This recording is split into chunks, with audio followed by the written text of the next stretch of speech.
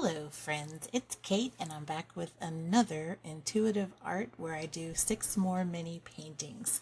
So I am speeding this up for watchability, but I am leaving the whole process in so that you can see it from start to finish, and hopefully this gives you some ideas for acrylic abstract paintings and your own mark making or different materials to use. So I started off with some of my homemade alcohol ink spray, and I sprayed that into a stencil I had that I put on the background. And by the way, this is gessoed mixed media paper. It's from a pad that I got at Hobby Lobby. So then I covered that with some marks with one of my favorite new art supplies, and that's just a basic charcoal woodless pencil.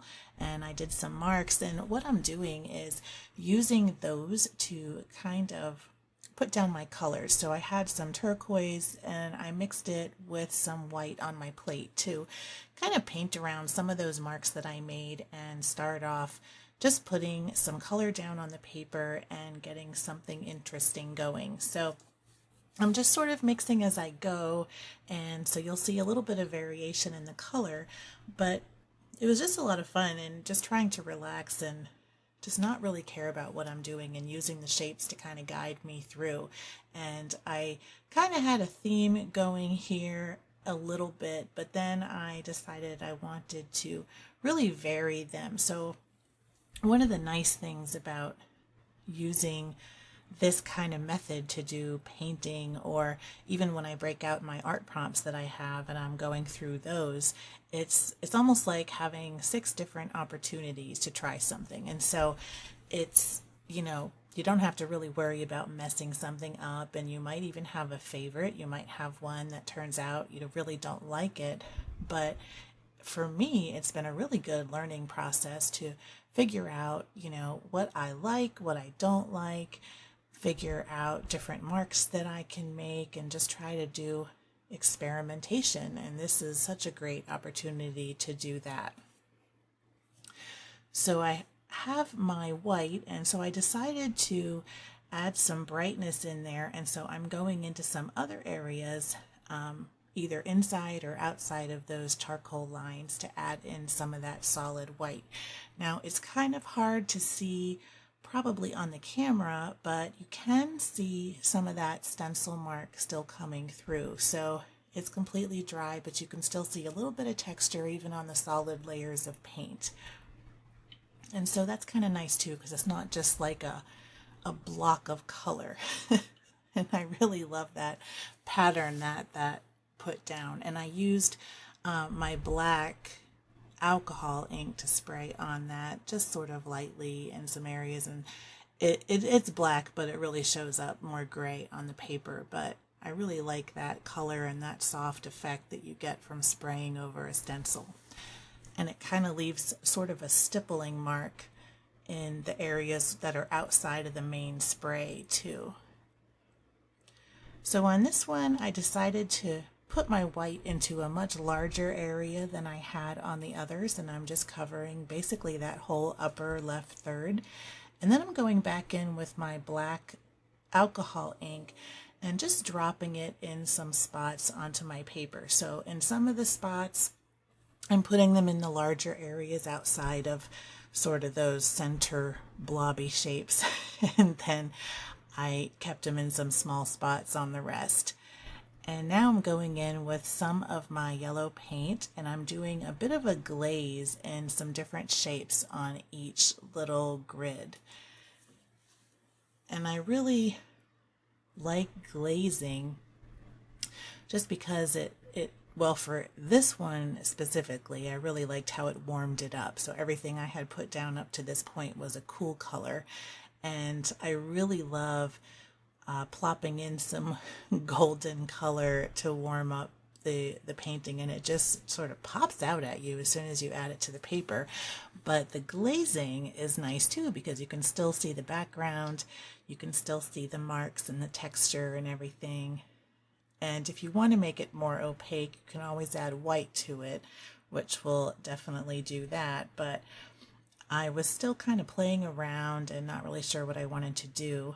And then I grabbed my stylus and some black acrylic paint, and I'm doing some small areas with dots, and I'm kind of exploring different areas to put that in too. So I'm trying not to cover the whole page with dots because I sometimes can get carried away there. But for this one, I just sort of picked a spot on each little mini painting and focused on putting my dots there. So I kind of had them spread out more on the top right, but then I also kind of leave them contained in some of those natural shapes that came out of my different layers.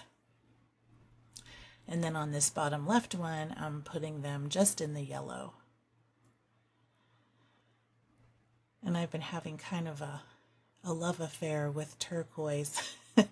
And Scampy also jumped up on my table. So I have a window that is sort of in front of me a couple of feet, and during certain times of day she loves jumping up and getting in the window. So she pushes aside the curtain, and so sometimes you get those blasts of brightness. And so she's just saying hello, and sometimes you might hear her mowing in the background because she wants dinner or she wants some cuddles. So, but she's definitely been a wonderful art assistant since I've started this channel. So I'm going in with that turquoise again, full strength without blending it with white, and I'm using that to outline those yellow shapes that I had down for my glazing layer. And I love how it just makes them pop out of the page even more, and I love the sort of light summery colors that are in this painting.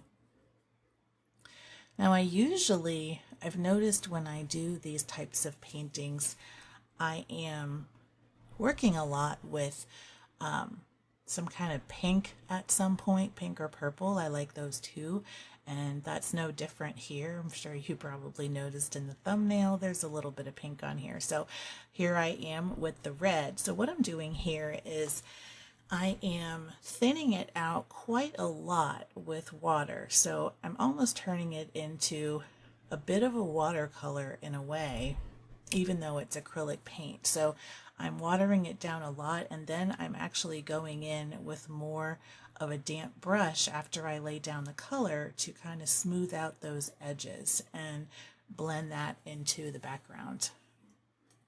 And I really like that soft color. So I'm just going to keep on going, although you'll see some areas will have a little bit of a stronger color. I was kind of, sometimes when I'm experimenting and I'm not sure if a color or a mark will work out, I kind of try it in a little bit of an area at first, and then if I like it, I might, do some more of that or strengthen it. And that's also where I tend to get carried away at times too. I like something, so I think there has to be a ton of it on the paper instead of just, a serving or two. It's like getting seconds on dessert. Sometimes you love it, but it might not be good for you. But I love that watered down acrylic paint, and I thought that the red mixed into kind of being a faded pink really worked well here for this painting. It's not in your face, it's just kind of this pastel color. And now here I am adding in some dark values. So I do have that black charcoal pencil and those black dots, but I really wanted to add a stronger dark line.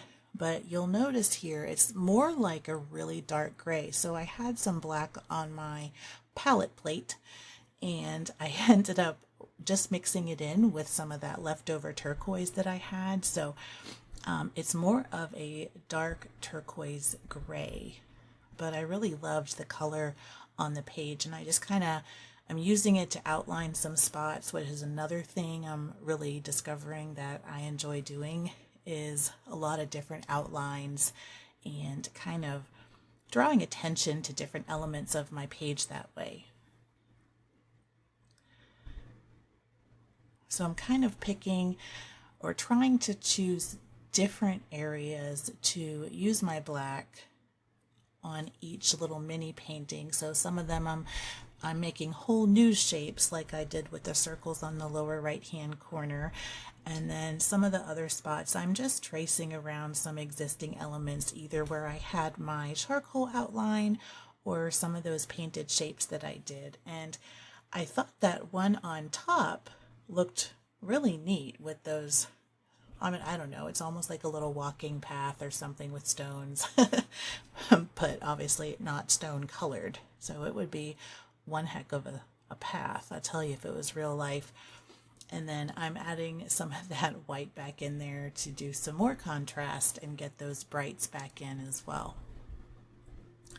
And I have been really enjoying having that dark and light right next to each other on some of my more recent paintings and doodles and abstracts. And so I think that's sort of slowly becoming a part of my regular process, is doing things like that. And especially on that top right hand side, I just love that sort of black and white organic shape that's sort of traveling through the painting.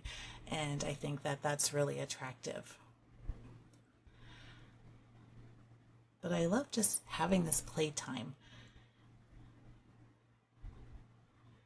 And I hope you enjoy these videos too, and maybe they give you some ideas for your own paintings, because I really love making them. And I kind of like doing these time-lapse ones too, because sometimes it's challenging for me to sometimes talk and paint at the same time. I kind of trail off mid-sentence, or it might be a while and I'll say, okay, maybe now I'll do this. And it's a little bit easier to keep track of the discussion when I'm doing a voiceover. But I hope you enjoy both of those versions. They're definitely both the real me, just in different situations. And I hope you enjoyed this process today. So I'm taking off my tape and we will lift this up for a nice close-up so you can see all of the layers on this painting. And this one was a lot of fun to do. I think altogether it took about an hour real time, but you can see all of the marks and that charcoal that got kind of blended in, and some of the brush strokes and the inks. And I just love the brightness and freshness of these. So I hope you enjoyed this video, and don't forget to give it a thumbs up if you like it. And until next time, keep creating. Bye.